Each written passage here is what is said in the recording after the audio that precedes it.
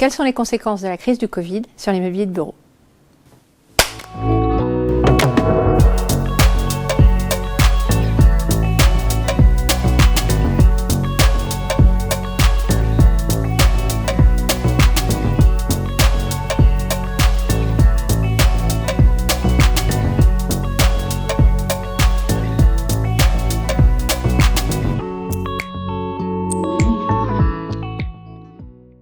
En fait, les choses se sont passées en 3 temps. Il y avait vraiment avant la pandémie où on était déjà dans un système qui commençait à évoluer, je pense entre autres au télétravail.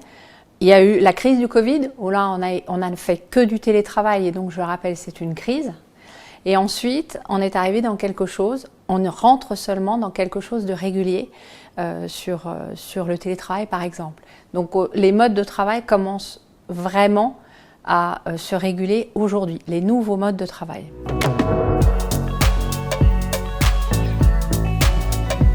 Alors, les conséquences sur les espaces du bureau, c'est essentiellement en termes de surface. On estime aujourd'hui que la diminution de surface va être entre 15 et 20% en fonction de la typologie des locataires. C'est surtout des conséquences en termes d'affectation de surface. C'est pas tant sur le ratio, il va y avoir beaucoup plus d'attention à porter sur les espaces collectifs plutôt que sur les espaces privatifs.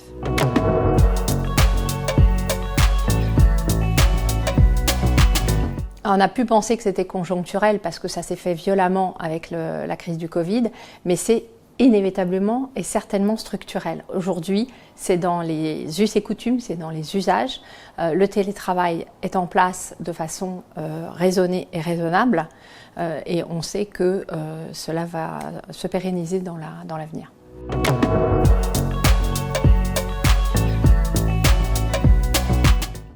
Oui, alors dans cette évolution et vraiment sur le télétravail, les pays du nord de l'Europe ont été beaucoup plus avancés. C'est déjà dans les us et coutumes depuis un certain nombre d'années et le Covid en fait n'a pas tellement accéléré et n'a quasiment eu aucun impact. Alors que dans les pays latins, c'est une vraie révolution. Pensez que avant le Covid, pour 65% des employés, il n'était pas du tout pensable de faire du télétravail. Aujourd'hui, c'est quasiment de mise. Les pays latins ont eu du mal à aller vers le télétravail parce que le collectif, parce que ce côté latin. Mais aujourd'hui, il y a un vrai rattrapage qui ne sera quand même jamais aussi fort que dans les pays du nord de l'Europe.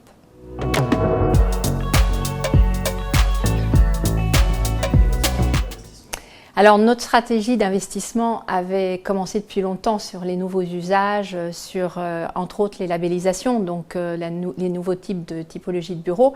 Alors oui, ça a des conséquences, on continue sur la labellisation. On va regarder encore plus effectivement en termes de répartition des surfaces collectives ou des surfaces privatives. Nous allons être encore plus attentifs si besoin était sur par exemple le traitement de l'air.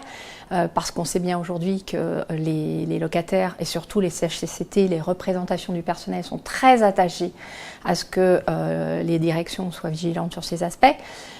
Oui, aujourd'hui, nous offrons des surfaces différentes, nous offrons une flexibilité en installant des sociétés de coworking dans nos immeubles. Donc quand on achète des immeubles en investissement, on regarde cet aspect-là.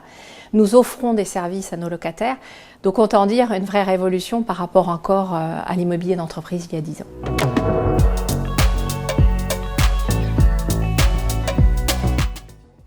Eh bien, c'est très intéressant parce qu'effectivement, on voit bien qu'on a des immeubles que nous avons, par exemple, ne serait-ce que depuis 10 ans.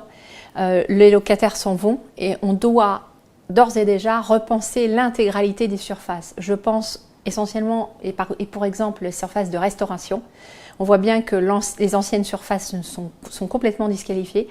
Et donc, nous devons, avec les équipes, repenser ces espaces de façon à ce que ces espaces de restauration le soient à l'heure du déjeuner, mais soient utilisés le matin, l'après-midi, bref, à tous les moments de la journée. Donc, ce doit être des espaces de restauration, des espaces de travail, des espaces de rencontre, des espaces de convivialité.